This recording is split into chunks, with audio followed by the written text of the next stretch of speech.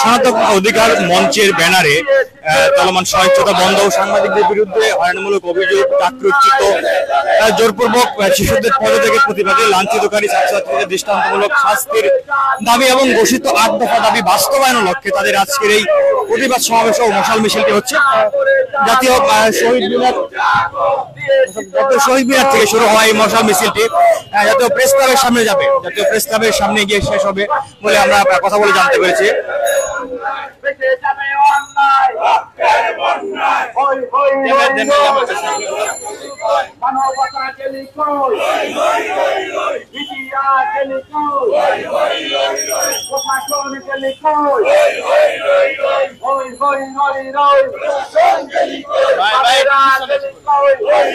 শহীদ মিনার প্রাঙ্গণ থেকে শুরু হওয়া এই মশাল মিছিলটি জাতীয় প্রেস ক্লাবের সামনে গিয়ে শেষ হবে বলে আমরা জানতে পেরেছি। এবং সনাতন অধিকার মঞ্চের ব্যানারে এই আয়োজিত এই মশাল মিছিলটি এখন মৎস্য ভবনে এবং শহীদের মোড় ক্রস করে জাতীয় প্রেস ক্লাবের সামনে গিয়ে শেষ হবে। দর্শক, আমরা কথা বলার চেষ্টা করেছি। তাদের বিভিন্ন দাবি নিয়ে মূলত এই মশাল মিছিল, প্রতিবাদ সমাবেশ এবং মশাল মিছিলটি হচ্ছে। চলমান বিভিন্ন সহিংসতা বন্ধ এবং বিভিন্ন রকম হয়রানিমূলক এবং জোরপূর্বক শিশুদের পদত্যাগ সহ আরো যে দাবিগুলো রয়েছে তাদের সেই দাবি নিয়ে এই মশাল প্রতিবাদ সমাবেশ এবং মশাল মিছিলটি হচ্ছে।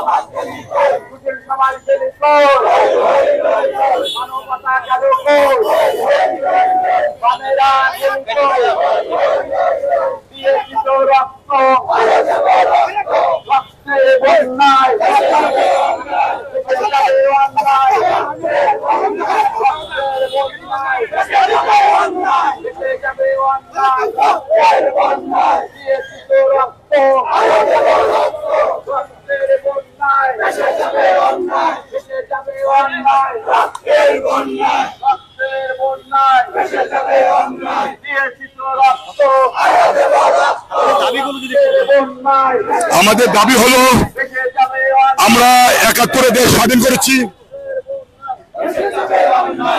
আমরা ৭১ দেশ স্বাধীন হয়েছে। আমরা ৯ মাস যুদ্ধ করার পরে যখন দেশ স্বাধীন হলো, কিন্তু আমরা সনাতনীরা কখনো স্বাধীনতা পাইনি।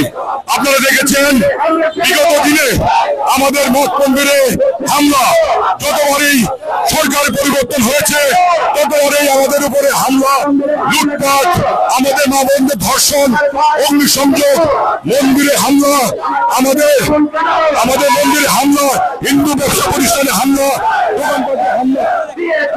দোকানপাটে হামলা।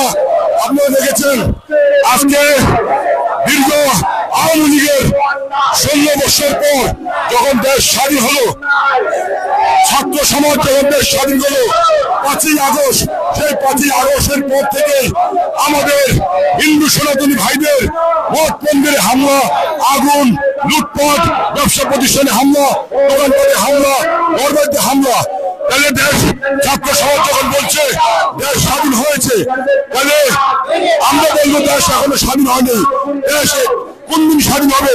যেদিন হিন্দু ভাইয়েরা, সনাতনীরা মঠ মন্দিরে নিরাপদে থাকতে পারবে, রাস্তাঘাটে নিরাপদে থাকতে পারবে, ব্যবসা প্রতিষ্ঠানে নিরাপদে থাকতে পারবে, সেদিন আমরা মনে করি দেশ স্বাধীন হয়েছে। আপনারা দেখেছেন যে আমাদের মন্দিরে পাহারা দিতে হচ্ছে। মন্দির কেন পাহারা দেব? আমরা তো মন্দির পাহারা দেওয়ার জন্য তো স্বাধীন করিনি। মসজিদ যদি পাহারা দিতে না হয় তাহলে মন্দির কেন পাহারা দিতে হবে? আমাদের দাবি হলো এটা। প্রধান উপদেষ্টা ডক্টর ইউনূস সাহেবের কাছে আমাদের দাবি, আমরা এদেশে আমার জন্ম, এদেশে আমাদের বাবার জন্ম, এদেশে আমার দাদার জন্ম, এদেশে ১৪ পুরুষের জন্ম, এদেশে আমরা জন্ম নিয়েছি, এদেশে আমরা মৃত্যুবরণ করবো।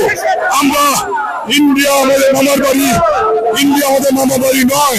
আমরা এদেশে আমাদের জন্ম, এদেশে আমরা মরবো। তাই আমরা এদেশের সনাতনীরা আমরা যে নিরাপদ চাই।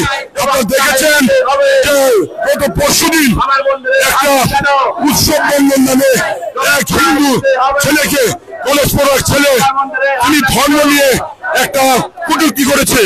দেশের আইন অনুসারে তার বিচার হবে। দেশের আইন আছে, যখন তারা আইনের মধ্যে তার থানার মধ্যে নিয়ে যায়, থানার থেকে সেনাবাহিনীর সামনে থেকে পুলিশের সামনে থেকে তারা উৎসব মন্ডলকে নিয়ে তারা নৃশংসভাবে হত্যা করেছে। এটা কি দেশের আইন? যে দেশে আইনের কাছ থেকে ছিনিয়ে নিয়ে হিন্দু উৎসব মন্ডলকে মারতে পারে, এখন তারা বলছে আবার যে উৎসব মন্ডল মারা যায়নি, উৎসব মন্ডল আহত আছে। তাহলে আমরা জানতে চাই উৎসব মন্ডল কোথায় আহত আছে, আমাকে দেখান। কেন এক এক করে উৎসব মন্ডলের মতো বহু লোক আমাদের নির্যাতনের শিকার? আপনারা দেখছেন 2001 সালে। দর্শক, আমরা শুনছিলাম একজন ওনাদের দাবিটা নিয়ে বলছিলেন, তারা যেমন তাদের বিভিন্ন অধিকার নিয়ে কথা বলছিলেন, বিভিন্ন স্লোগানে তারা এখন সনাতন অধিকার মঞ্চের ব্যানারে আয়োজিত এই আজকের এই মশাল তারা শুরু করেছে জাতীয় শহীদ মিনার থেকে শুরু হওয়া এই মশাল মিছিলটি, প্রতিবাদ সমাবেশ মশাল মিছিলটি এখন জাতীয় প্রেস ক্লাবের দিকে যাচ্ছে। দর্শক, আমরা আপনাদের সরাসরি যুক্ত করেছি।